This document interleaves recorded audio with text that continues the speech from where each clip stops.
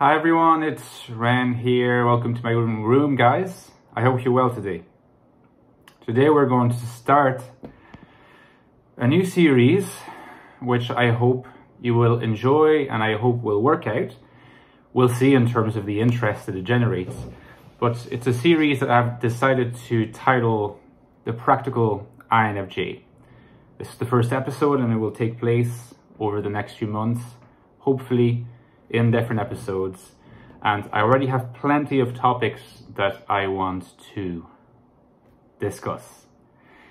Now, before I move on with the content of the first episode, which is about how to make friends as an INFJ, keep in mind that I have written a book on the INFJ type, the Ecstatic Soul, and that a lot of the practical advice I will be giving in the series is essentially a practical extrapolation of the theory that is in this book. This book essentially is about the INFJ consciousness. So if you have a good knowledge of the INFJ function stack, but you would like to go deeper, you find that, you're kind of getting diminishing returns from your readings online at this point about the INFJ.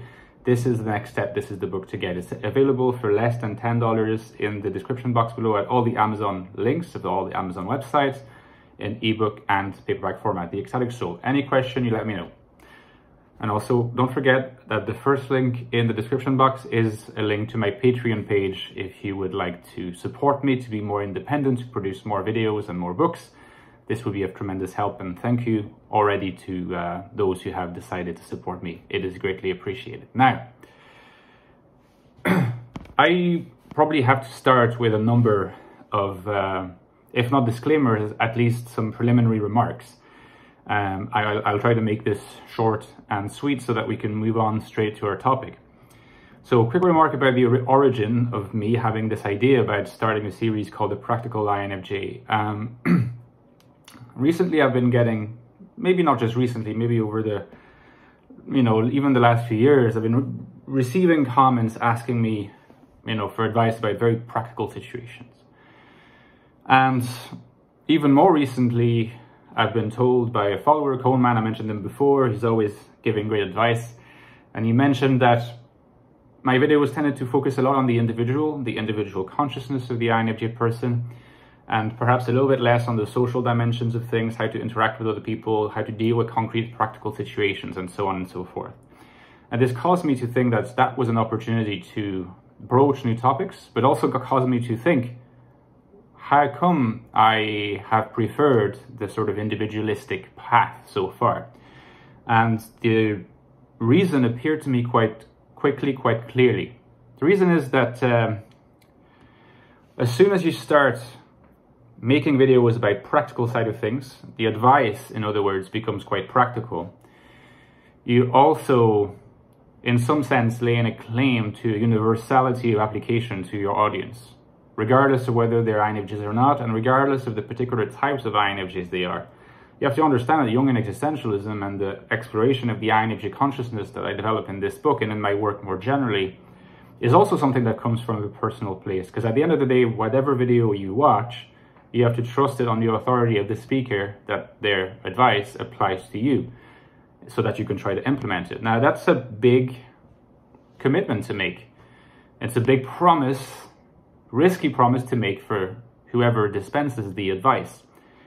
And I was just uncertain for a while that I could make that step, because I kept asking myself, what if the advice I gave is advice that would apply to me, but not necessarily to all INFJs, for instance? So that was a big part of it. You might say I wanted to be intellectually honest, while focusing on the individual consciousness of the INFJ didn't pose as much of a problem, because the basic assumption in all my thinking is that the INFJ consciousness is common to all INFJs. You understand? So if I access the contents of my consciousness, I'll find patterns that are reproduced in other INFJs, and INFJs receiving my book well, which is the overwhelming majority, tends to go in that direction. But I have decided that I actually can go in another direction as well, which is the direction of more practical advice. And without further ado, let's look at the question of how to make friends. I'm broaching this topic first because it seems to me it's a question that recurs very, very often online. Not only on YouTube, not only on comments on my videos, but whenever I visit the INFJ Reddit, for example, or whenever I visit INFJ forums, I come across a lot of INFJs who seem to feel kind of lonely, who don't have a lot of friends. And for this reason, resort to spending a lot of time on the internet to make internet friends. So, you know, that's their alternative because they struggle to essentially make friends in real life. So it's a pretty big problem, and one that probably deserves videos, you know, giving some practical advice in that department. The fundamental idea behind this little practical speech is that I'm a strong believer in the importance in friendships to having a well-balanced psychology and psyche, and that real-world friendship is the most important of all, which is not to diminish the importance of online friendships. There can certainly be very strong online friendships, and I have such friendships myself, which I treasure, but they don't necessarily replace the real-world friendships. So in the first place, it's important for an INFJ to realize that it's important not to give up, especially maybe if you're a little bit younger and you're hesitant and you're doubtful and you find it's difficult to make friends in the real world and a lot easier to make friends online. I mean, making friends online is very well, and it doesn't have to run counter to making friends in the real world. But it is important that when you are away from your computer, when you're not online, when you're afraid from your mobile phone, and you want to meet up with someone, you have someone that you can meet up with. So the question is, what are the obstacles and how to address them? The obstacles, as I see them, are linked in the first place to, apologies, Humphrey. A high level of introversion seems to be a pretty obvious one. Low level of confidence, which manifests in a low level of social confidence, is another one. Difficulty to know what to talk about with people is a third one. You could say a general awkwardness, feeling of being inadequate could be a fourth one. And maybe encompassing some of these reasons,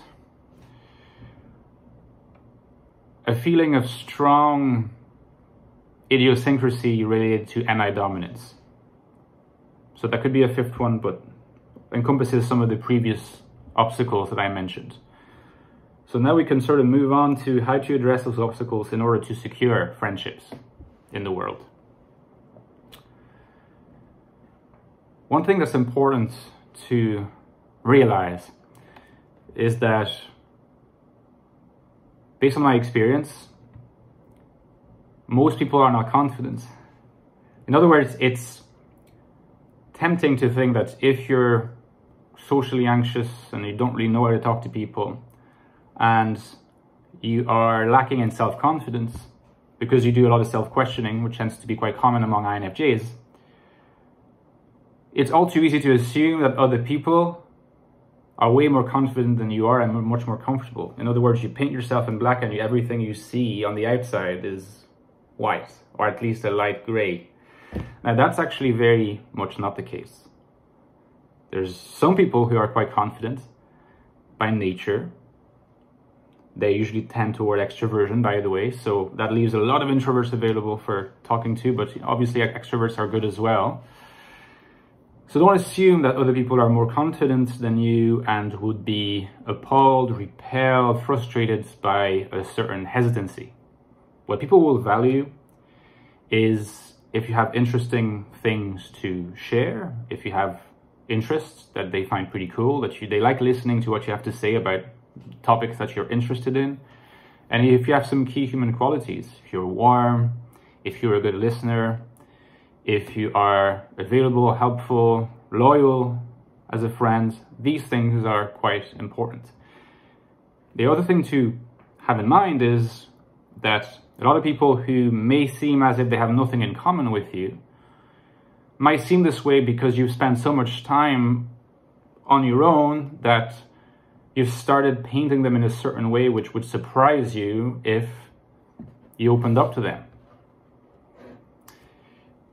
Another thing to think about is that people can change their minds.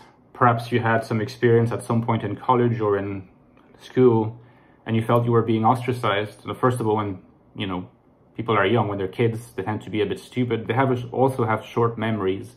So a lot of the things you think they might still be thinking about when it comes to you, they've probably completely forgotten, and you'd be astounded if you were to have a conversation with them and ask them the question. They'd be like, what are you talking about?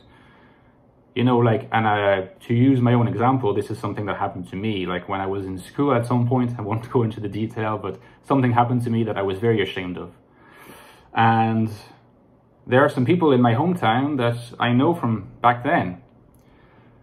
And until my early to late 20s, 15 years later, whenever I saw them, I would kind of turn red or at least be uncomfortable, a lot more uncomfortable than I would be with other people, because I think they still see me as the guy to whom that happened when I was like 7 or 12, or I can't remember exactly when that happened, probably because I've been repressing it, that's a Freudian mechanism. But, I didn't ask them. That in itself would be very embarrassing, but it was pretty clear from their behavior towards me that they had completely forgotten. So people are usually pretty, their memories are usually concerned with what happens to them, unless something really egregious happens as a result of a third person's doing, but that's probably not what you did. So you also have to think about what are your topics of interest. So if you're to make friends, you're probably going to make friends around things that you like, that you have in common. So depending on what you're into, there are probably lots of places where you could go and meet some people. You could also reconnect with some old friends that maybe you haven't been in touch with, but they were quite nice to you in the past. Why don't you get in touch with them? Why don't you call them? And maybe they'll introduce you to some friends of theirs, and maybe they'll like you. But it is important that you start believing that they may like you. Because I strongly suspect that people who have trouble making friends have probably gotten used to the idea as a kind of defense mechanism, and maybe as an example of Sartrean bad faith, to link back to a video I made recently that I link in the description box. Maybe you've learned to live as a coping mechanism with this idea that, well, in any case, people don't really want to be my friends. It's for INFJs, it's important. It's important for anybody, but particularly for INFJs, it's important to realize that this is bad faith. Because you're closing yourself off from other people. In the way you're closing off your effie from other people. You're preferring to see them as enemies than to see them as potential friends. And I mean friends in the broad term could mean partners, people that you exchange ideas with, people that you talk about your romantic hopes and failures and hurts with. Friends rather than enemies. The majority of people will at least be nice. Maybe they will not be your friends. Maybe they will become your friends. You never know, but you can only know by deploying your effie, by believing in your effie. That is to say, by being a good listener, by asking people questions. Ask people questions. Take an interest in what they have to say. A genuine interest. Now, there will be an opportunity for you to see if there's a potential for connection there. Will happen in of itself, organically as it were. And you also give the opportunity to the other person to ask you questions about yourself. And this is a phenomenon that can develop until you get to having a good circle of friends. It doesn't have to be 50. If you're an introvert, like INFJs are, maybe having a few friends, 3, 4, 5, maybe less, at least a few friends, more than one ideally, because otherwise you might end up having a bit of a weird codependent friendship. So be careful with that. But having, close group of friends, very important. Unlike people online, people offline see all the parts of you, even the parts that you don't show online, because you can get away with it. There are also people who are much more likely to contradict you if they don't agree with you. And you won't be able to just opt out of the conversation by disconnecting from Discord or from whatever forum. It's important to build your character and reinforce your confidence to be in these situations and not to avoid them. So really play on your strength. You have a lot to bring. You have a lot to bring to the table.